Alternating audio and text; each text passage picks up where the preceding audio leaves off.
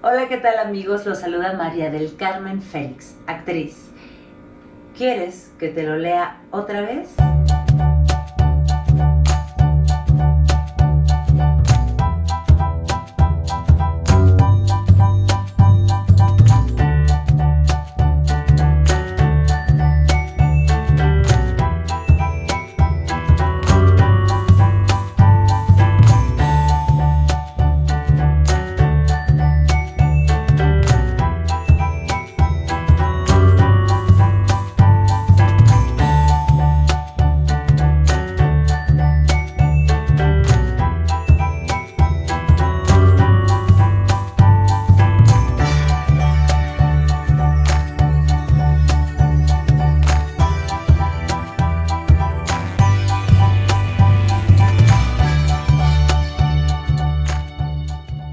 Qué gusto me da estar aquí con ustedes y compartir de nuevo una gran lectura en este ciclo que nos invita el Instituto Nacional de Bellas Artes y Literatura.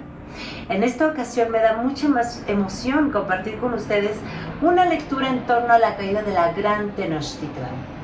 Sí, de ese México Tenochtitlan de hace 500 años. ¿Alguna vez se han preguntado qué hacían en Tenochtitlan en ese tiempo? ¿Qué comían? ¿Cuáles eran sus juegos favoritos? Bueno, pues vamos a averiguarlo en una lectura de este primer libro titulado Si vivieras en Tenochtitlan. Aquí está, de María Cristina Urrutia, la autora del libro, que además trae unas ilustraciones que les iré mostrando porque están padrísimas. Miren. Bueno, vamos a empezar la lectura. Dice: Si vivieras en Tenochtitlan, de María Cristina Urrutia. Y empezamos. Imagina que vives en Tenochtitlan, capital de los aztecas, hace más de 500 años. Muy temprano por la mañana te levantas con el sonido del tambor, desayunas atole y tortillas con tu familia. Aquí está. Dice, tienes una hermana y un hermano más grandes. Ella, como todos los niños y las niñas del mundo, ayuda en las tareas de la casa y aprende a tejer. Tu hermano ya va al Tepochcali, escuela en donde le enseñan la música y el baile y lo preparan para ser un gran guerrero. Y aquí está, tú estás en tu casita y aquí está el hermano en sus clases de música y demás. Ahora él está en la casa, pues se rompió la pierna y lo curan con hierbas medicinales. Como tú solo tienes 5 años, aún no vas a la escuela y debes ayudar a tu papá en su trabajo. Te preparas lavándote los dientes con sal y con chile. ¡Wow! Bueno, aquí está curando a tu hermano con las hierbas medicinales y ahí estás lavándote tus dientitos con sal y con chile. Uy, eso debe haber picado un poquito, ¿no? Ya estás listo para acompañarlo al lago. Él se gana la vida como pescador. En el lago se encuentran con los cazadores de patos. Aquí están los cazadores de patos. Y ahí están, en el agua. De regreso a casa pasan por los campos donde se cultiva el maíz. Aquí está. La gente trabajando la tierra, que nos da alimento delicioso. En el campo hay muchos animales, algunas serpientes son peligrosas. ¡Ah! ¡Cuidado! Que te puede atacar y te puede morder. Y ahí está la serpiente grande. ¡Wow! Luego dice, mira, ahí está la serpiente que tiene unos huevecillos y ahí aparece hasta un zorro que, bueno, esta persona se está defendiendo de ella porque seguramente es muy venenosa. Cuidado con los 100 pies y con algunas hormigas. ¡Wow! Hay de todo. Miren. Y ahí están los 100 pies y las hormigas. En el camino se encuentran con comerciantes que viajan a pueblos lejanos para comprar y vender diferentes productos. Todo se vende en el mercado. ¡Cuántas verduras! ¡Qué telas tan bonitas! Miren, aquí están las verduras y ahí está la gente haciendo su compra de telas y de todo para poder seguir adelante. Hoy, por ser fiesta, habrá juego de pelota y en las calles jugarán batalla. Miren, ahí está el juego de pelota maravilloso y aquí jugarán también en la calle. ¡Qué bonitas ilustraciones! Los músicos tocarán y bailarán toda la noche. Saldrán los nobles y elegantemente vestidos, fumando tabaco y oliendo flores. Los artesanos de plumas cerrarán sus talleres para participar en la fiesta. Aquí están los nobles y ahí está la gente que va a cerrar sus talleres porque, pues, también tenían días donde podían salir a disfrutar, ¿no? También los artesanos de plata asistirán gustosos. Y aquí vemos cómo trabaja la plata en el fuego los artesanos de la Gran Tenochtitlan. Muy bien, es tarde y deben volver a casa. Sacan el maíz de la troje para la cena. Tu mamá muele el maíz en el metate para preparar la masa de las tortillas. Ahí miren, esta es la troje que tiene guardado el maíz y ahí está la mamá en el molcajete preparando la masa para hacer las tortillas de maíz. En el patio tu perro te espera, no tiene pelo y en invierno su cuerpo te calienta. Los guajolotes están inquietos, también quieren su maicito, pues cómo no, si tienen hambre. Y ahí está tu perrito, el perrito ahí esperando y los guajolotes, que, bueno, que en ese entonces se tenían que comer porque era parte del alimento. Vuelves a oír el sonido del tambor. Es hora de dormir, pero antes te asomas para ver el cielo. Dice la leyenda que los dioses se burlaron de la luna y le aventaron un conejo que quedó marcado en su cara. Buscas al conejo mientras anochece en Tenochtitlan. Y ahí está el conejo de la luna. ¡Oh, wow! A mí me encanta salir y cuando puedo y cuando se ve la luna enorme, disfrutarla. Pues miren qué bonito, es un cuento muy cortito de la antigua Tenochtitlan. ¿Les gustó a ustedes? Díganme, ¿se imaginaban cómo era poder vivir en esa época? ¿Y qué encuentran parecido también de aquella época a nuestra época actual? ¿Qué se sigue conservando? Por ejemplo, yo pienso en la tortilla de maíz, que a mí me fascina, ¿no? Es un alimento delicioso, nutritivo, que viene de nuestra tierra, de nuestra madre tierra.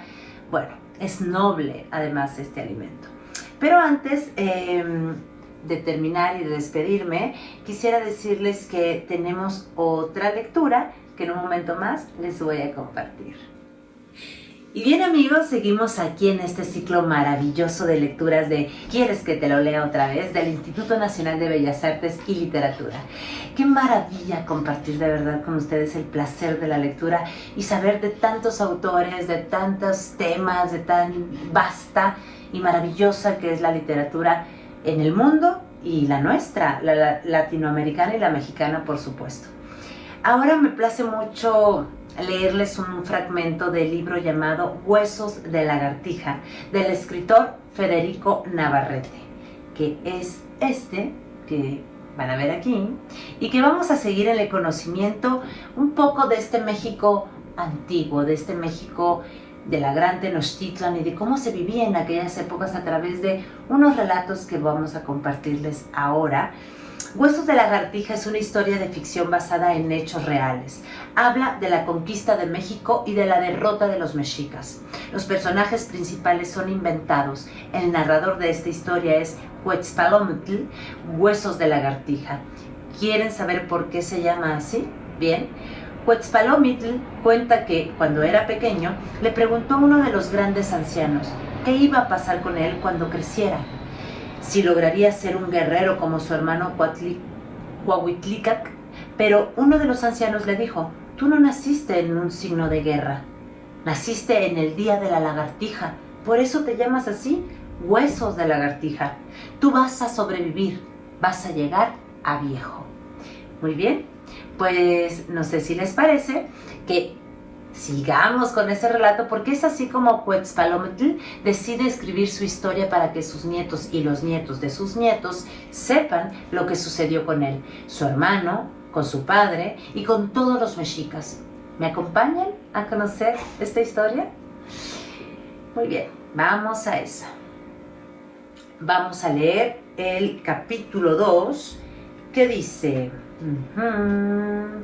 Capítulo 1 y aquí vamos al capítulo 2. ¿Cómo era nuestra vida antes de los españoles y cómo supimos que habían llegado a nuestra tierra? Muy bien. Han de saber, hijos míos, que hace años, cuando yo todavía tenía su edad, los jóvenes de nuestro barrio no vivíamos con nuestras familias en nuestras casas como hacen ustedes ahora. Vivíamos en nuestro Calmecac, nuestra casa de linaje, la casa de los nobles del barrio de Yopico. Ahí dormíamos y comíamos como si esa fuera nuestra verdadera casa y como si los sacerdotes que nos vigilaban y educaban fueran nuestra verdadera familia. Los sacerdotes eran llamados Tlamascac. Los ofrendadores, por su encargo, era cuidar a los dioses y darles comida y regalos. Nosotros los auxiliábamos y nos llamaban Tlamacatztoton, pequeños sacerdotes. El sacerdote principal del templo de Yopico era un viejo muy sabio, un gran servidor de los dioses. Él sabía hablar con nuestro dios, que era nuestro señor Xipe. Varias veces lo había escuchado en sueños y luego nos había dicho sus órdenes. Por eso, todos los del barrio de Yopico lo respetábamos mucho y hacíamos caso a sus consejos. El deber de los jóvenes en el Calmecac era barrer los templos para que estuvieran siempre limpios. De noche íbamos a los bosques de los cerros a recoger la leña, la recargábamos en nuestra espalda y la traíamos para alimentar los grandes braseros de los templos. Los braseros ardían la noche entera, todas las noches del año, e iluminaban la oscuridad. Era dura nuestra vida en el Calmecac, vida de sufrimiento y penitencia. Debíamos velar y ayunar. Pasábamos noches enteras sin dormir y también días enteros sin comer. Nos enseñaban a soportar el frío, a bañarnos en agua helada, y cuando dormíamos no podíamos cubrirnos con ninguna manta, ni apretarnos unos contra otros para calentarnos. Nunca descansábamos, apenas si comíamos, y si por ventura nuestros familiares nos traían algo de alimento, tal vez un poco de maíz, unas semillas de amaranto, un poco de carne de conejo, debíamos compartirlo con los otros jóvenes. Así nos endurecían, así nos preparaban para nuestros grandes deberes de nobles. Algunos servían a los dioses, vivirían en los templos ayunando o haciendo penitencia para poder estar cerca de ellos. Otros más, en cambio, irían a la guerra, mandarían sobre los guerreros y les enseñarían la valentía y el arrojo. Otros, por último, gobernarían y juzgarían a los hombres, ayudarían a nuestro emperador Moctezuma a mandar sobre la tierra. Asimismo, aprendíamos la manera correcta de hablar, nos enseñaban las palabras que brotan de los labios y se apoderan del corazón de la gente, los discursos de los antiguos, los cantos, la historia. Estas eran las palabras muy viejas, palabras que nuestros abuelos habían aprendido de sus abuelos y ellos de los suyos. Quien las conocía penetraba en el secreto del gobierno y podía hacerse a obedecer por la gente común. También nos enseñaban a leer el calendario para conocer nuestro destino y el de nuestro pueblo, y para saber cuándo deberían de realizarse las fiestas de los dioses. La gente común, los macehuales, los jóvenes del pueblo, no vivían en el Calmecac, pues ellos pertenecían a los Tepochcali, las casas de los muchachos.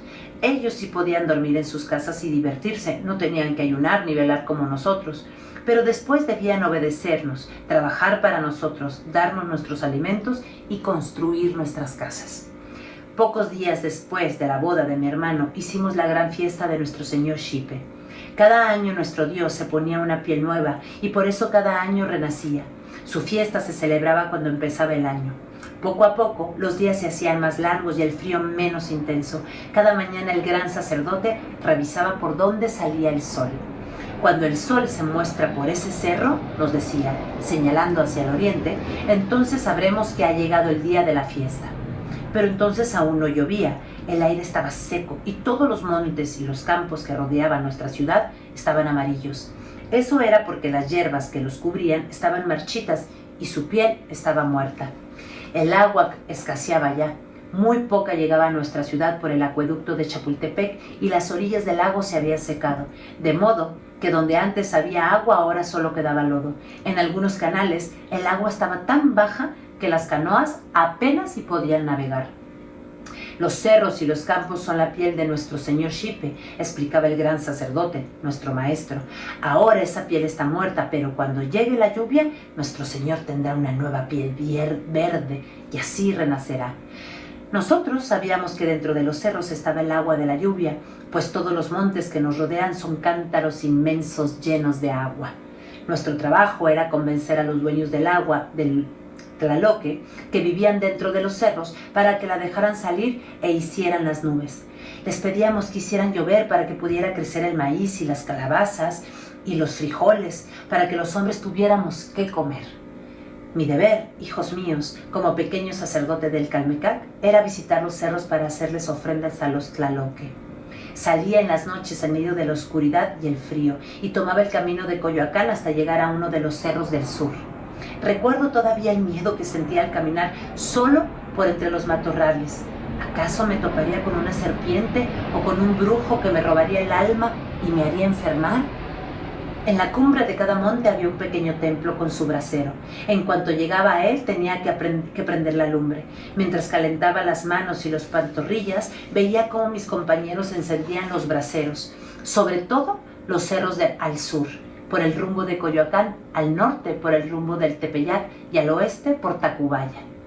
Entonces me sentaba en cuclillas y abría el saquillo que me había dado un sacerdote.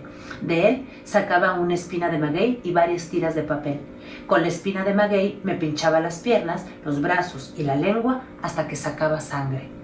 Luego recogía la sangre en una de las tiras de papel y lo quemaba en el brasero. Dolía mucho, hijos míos, pero yo no me permitía pensar en el dolor. Estaba alimentando a los dioses, les daba mi propia sangre, mi propia vida, para que ellos a su vez nos alimentaran con la lluvia y las plantas comestibles. Toda la noche me quedaba en el cerro haciendo ofrenda de mi sangre. Cuando amanecía, revisaba siempre si el sol ya aparecía por el cerro que había señalado el gran sacerdote. Después regresaba a la ciudad y en el camino me encontraba con mis compañeros del Calmecac y con los jóvenes del Calmecac de los otros barrios. Todos veníamos tan cansados que no podíamos conversar. Finalmente llegó la fiesta de nuestro señor Xipe. Desde días antes ayunábamos, solo podíamos comer en las mañanas o en las noches, y el resto del tiempo debíamos resistir el hambre y la sed, pues no podíamos llevarnos nada a la boca. Como en todas nuestras fiestas desde entonces, hijos míos, los sacerdotes mataban y sacaban el corazón a algunos hombres para alimentar a los dioses. Los sacrificados eran los prisioneros de las guerras, los guerreros enemigos capturados en combate. ¡Wow! ¡Qué historias!, ¿verdad? ¡Qué maravilla! ¡Qué gran narración de En Huesos de Lagartija de Federico Navarrete! Para seguirla disfrutando, para seguirla leyendo, busquen esta maravilla de libro. Trae un sinfín de historias. Yo apenas leí un cachito del segundo párrafo, del segundo episodio, capítulo, pero es un libro muy vasto, con una gran cantidad de anécdotas y de relatos y de datos maravillosos como estos tan mágicos de cómo era este México de aquel tiempo. ¿Les gustó? Déjenos sus comentarios, díganos qué les pareció y los invito a que sigan la lectura, porque esto es de verdad compartir nuestra historia, pasarlo de generación a generación, así como este abuelo lo hizo con sus nietos, y nosotros a su vez lo podemos hacer con nuestros sobrinos, con nuestros hijos, con nuestros vecinos, con la gente que nos encontramos alrededor. Sobre todo, ir pasando el mensaje, nuestra historia, lo rico, lo vasto de nuestra historia, lo místico, lo mágico. Qué gusto. Yo soy María del Carmen Félix y me ha dado mucho gusto compartir con ustedes una sesión más del ciclo ¿Quieres que te lo lea otra vez? Hasta la próxima.